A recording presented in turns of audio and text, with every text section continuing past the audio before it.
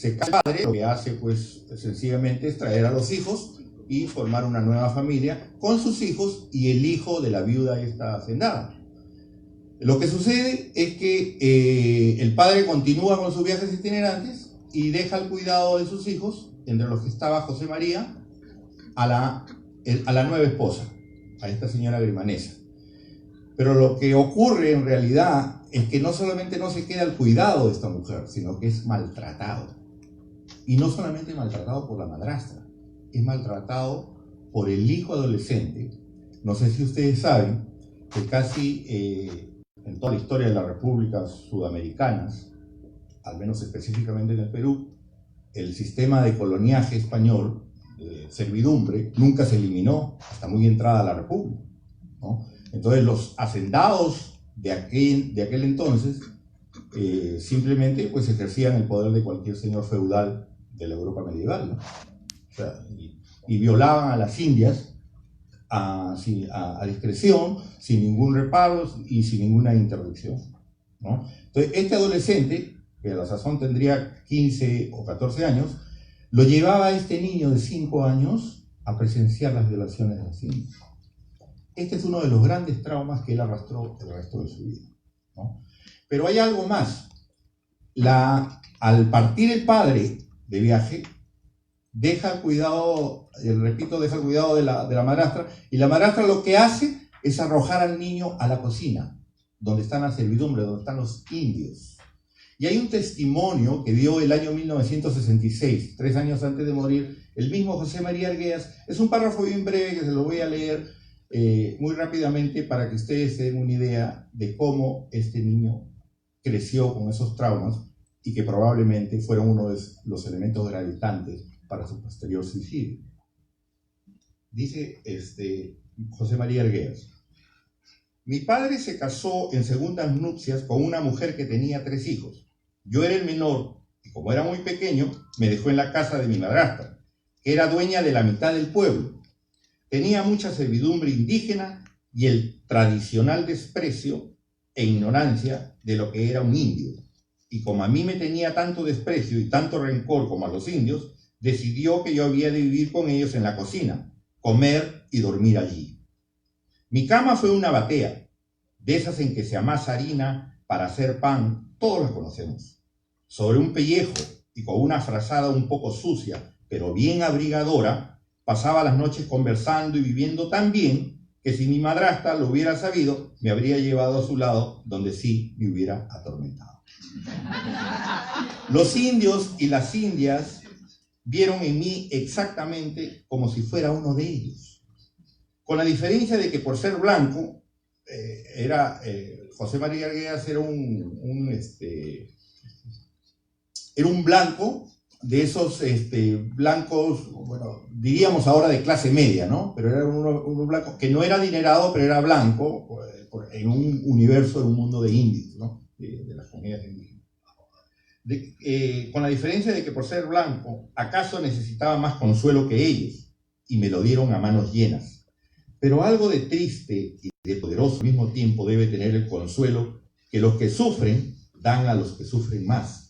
Y quedaron en mi naturaleza 2 cosas muy sólidamente desde que aprendí a hablar: la ternura y el amor sin límite de los indios.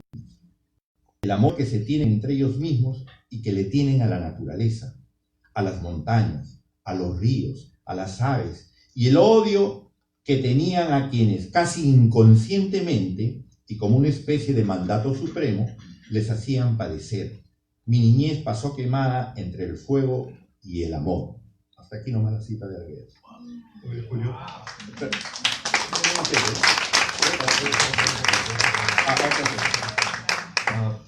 ¿Por qué es importante esta referencia a Arguedas y cómo es que vamos atando cabos en este trabajo?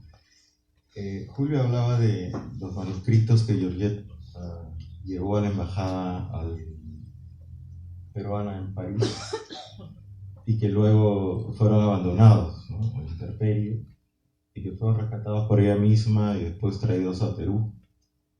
Esos sucesos fueron en 1938.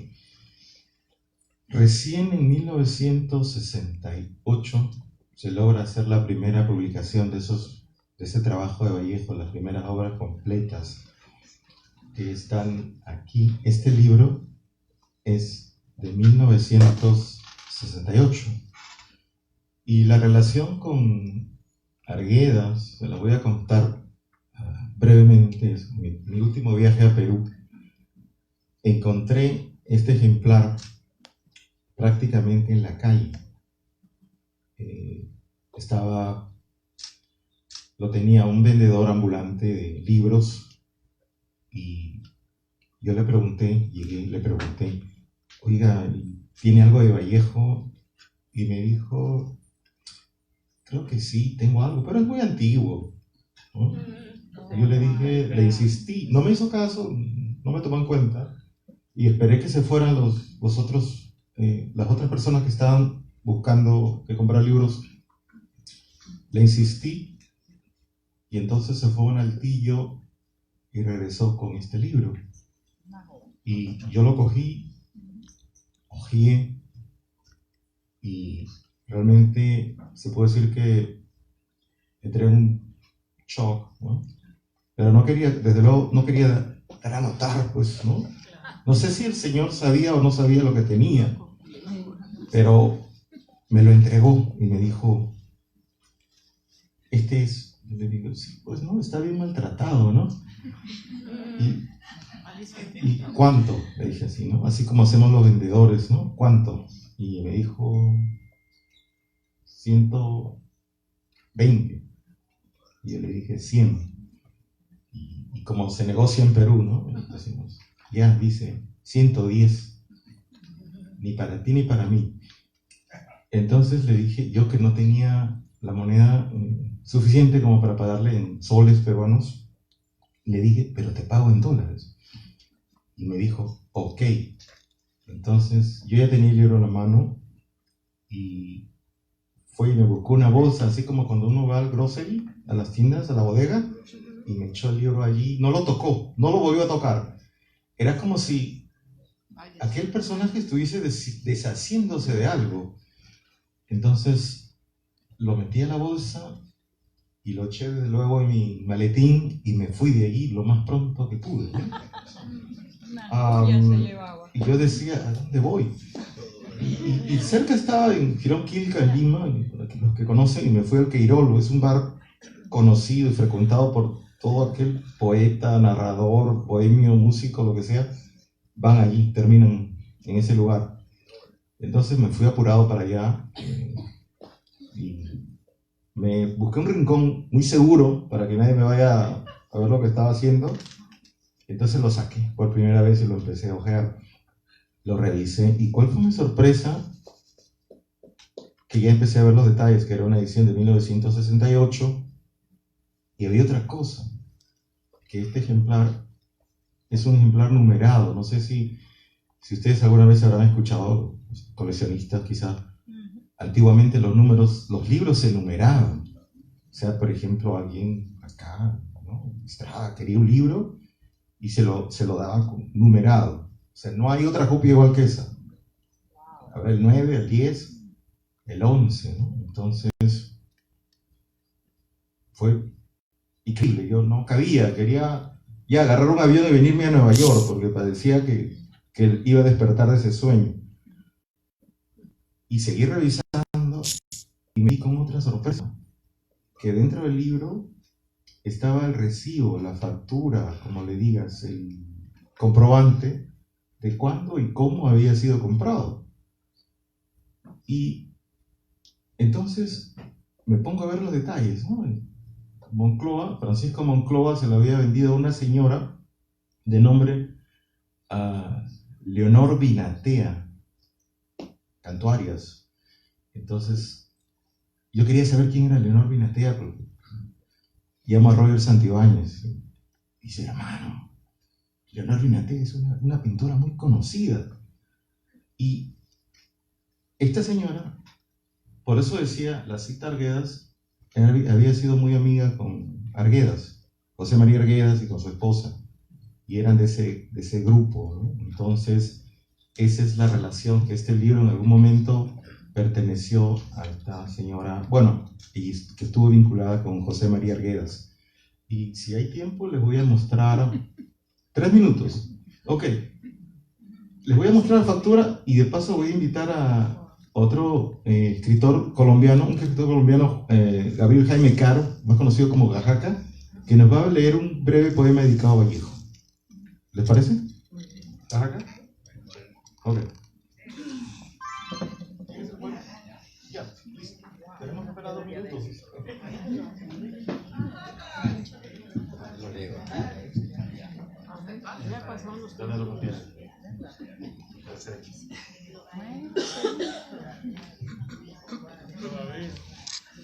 Bueno, gracias por el momento de Vallejo. Ya lo habíamos compartido en Barco de Papel, más extenso, y con Roger y con otra gente.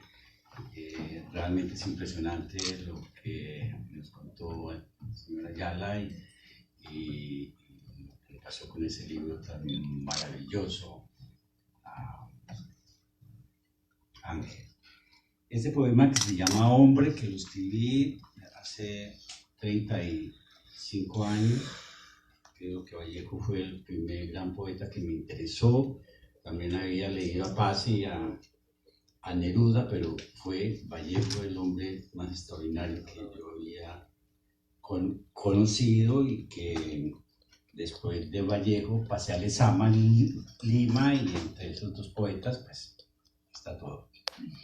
Tiene un epígrafe que dice: hijas del soplo, nietas de la hierba, las tazas débilmente cristalinas y las que el chino fabricó y conserva, en las que pudre al sol conchas marinas, con la que antigua sucesión reserva. Parto de Ofir en sus primeras minas, dora el antiguo Baco, aún más precioso que el cristal puro y oro luminoso. Es un extracto y un poema de Hernando Domínguez Camargo, que es uno de los grandes, el primer poeta barroco colombiano del siglo XVII. Dice el poema. Tiene el segundo epígrafe, cortico, de Vallejo. Considerando en frío, imparcialmente, que el hombre es triste, tose y se complace en su pecho colorado, que lo único que hace es componerse de días, que es lóbrego y mamífero y se peina. ¿De qué más podemos nutrirnos si somos a nuestro ser padres de la vergüenza? Al atisbar espíritu damos una maldita vuelta de perro. ¿De qué más si se complace en olvidar en la salita de cine que Platón oraba de 400 a 300, pecando a lo loco siquiera? No queda musgo entre ruinas. ¿De qué más si él frente a ti, con ese otro yo, son lo mismo y el hambre de todos los corazones? ¿De qué más si las discusiones son posibles, el tiro se engorda en el oído? ¿De qué más si el Espíritu Santo está en esta mosca sin alas, nació y desciende entre hojas a dar saltitos de vida? ¿De qué más si la locura de los maníacos dulces y redulces, los mangos engordan la rabia? Muchas gracias. Bueno, parece que se nos ha agotado el tiempo. Quiero agradecer. Ahí va a enseñar la... Sí, precisamente eso es lo que en eso quería brevemente. Esta es la factura con la cual fue vendido este libro que tenemos aquí. Dice Francisco Moncloa Editores a la señora Leonor Binatea. ¿De qué manera? Bueno, César Vallejo, obra completa, poética completa, edición de lujo con facsímiles. Y dice a plazos. Cuota inicial, 600 soles. Y 3 letras de 400. Total, 1.750 soles. Eso era un montón de dinero en esa época.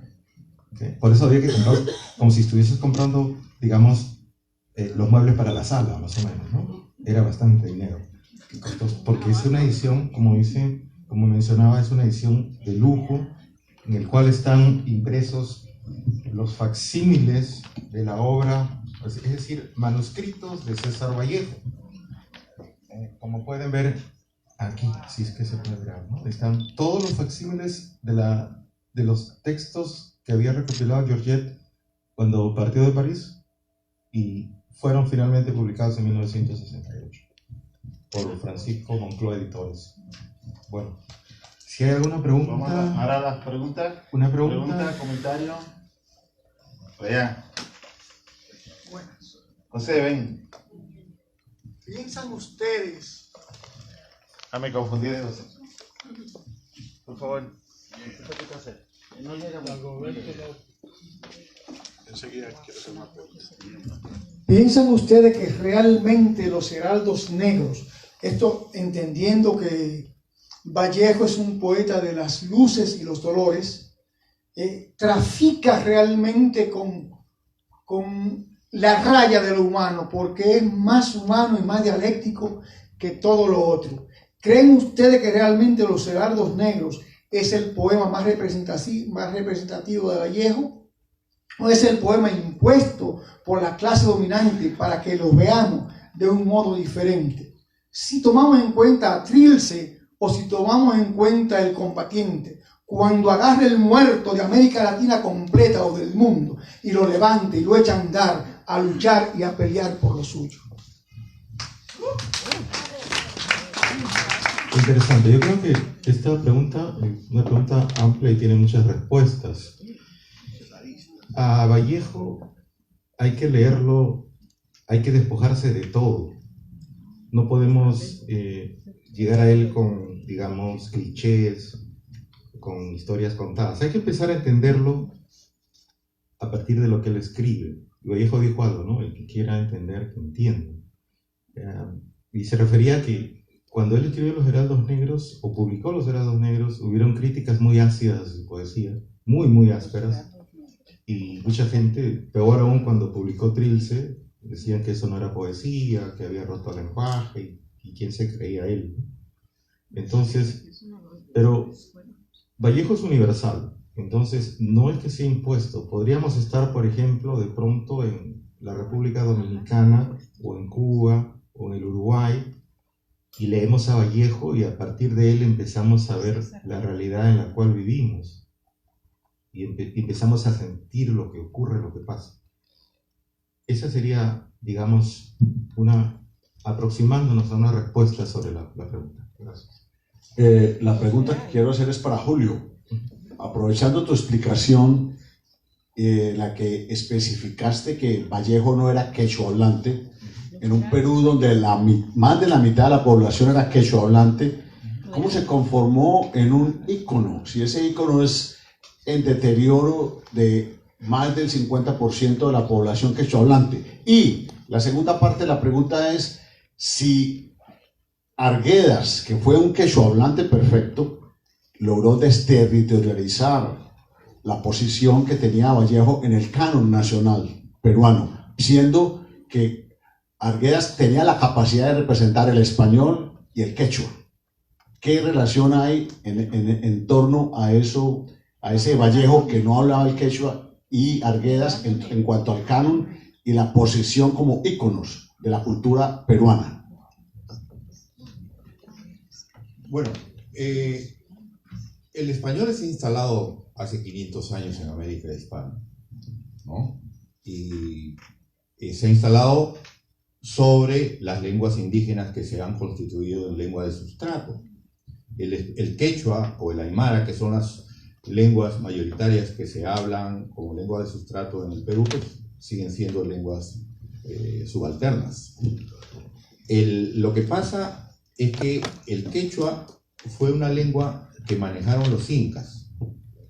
Entonces recordemos que los incas, la historia del Perú o la historia prehispánica de la región sudamericana no empieza con los incas, empieza mucho antes. El periodo de los incas fue un periodo muy breve que cuando llegaron los españoles en el siglo XVI, pues estaban 200 o 300 años recién instalados. Estaban en pleno proceso de expansión. Lo que sí es cierto es que los incas llegaron a abarcar gran parte del territorio de Sudamérica, ¿no? Entonces, en el norte del Perú, esta zona donde es César Vallejo, no lograron imponer la lengua quechua como lengua oficial, ¿no? Entonces, se quedó ahí como una especie de lengua menor que con el tiempo desapareció, ¿no?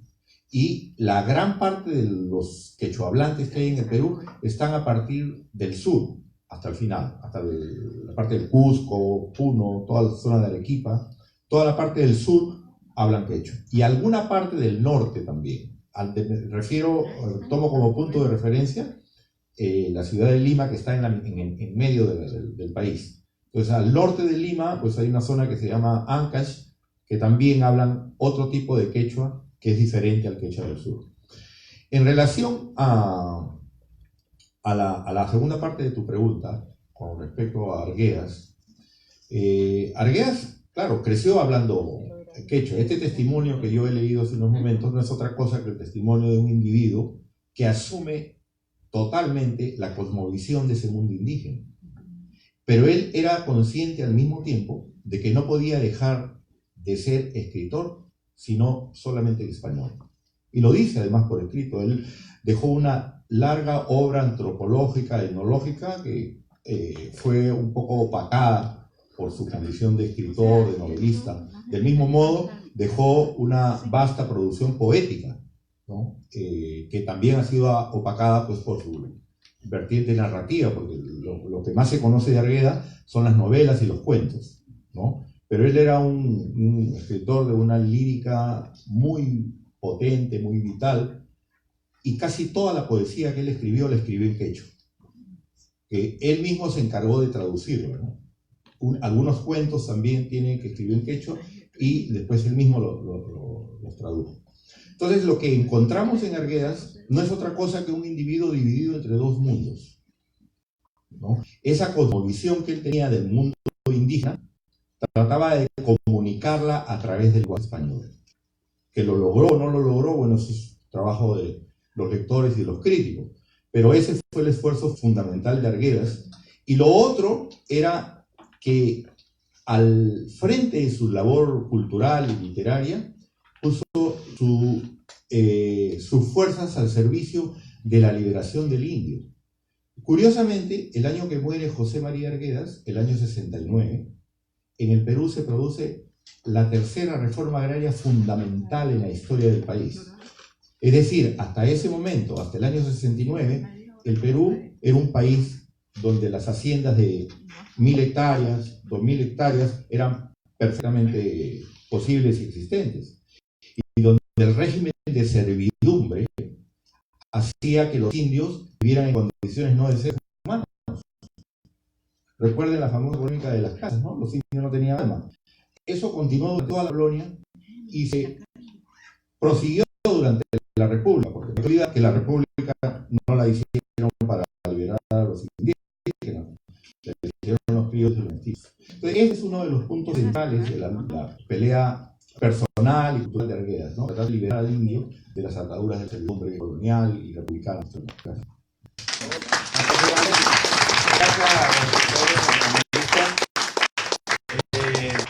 ¿Algo más por aquí? Bueno, si quieres, quiero agradecer infinitamente a todos los que han tenido la paciencia, la bondad de estar con nosotros esta noche, y agradecer a Nicolás por este hermoso evento.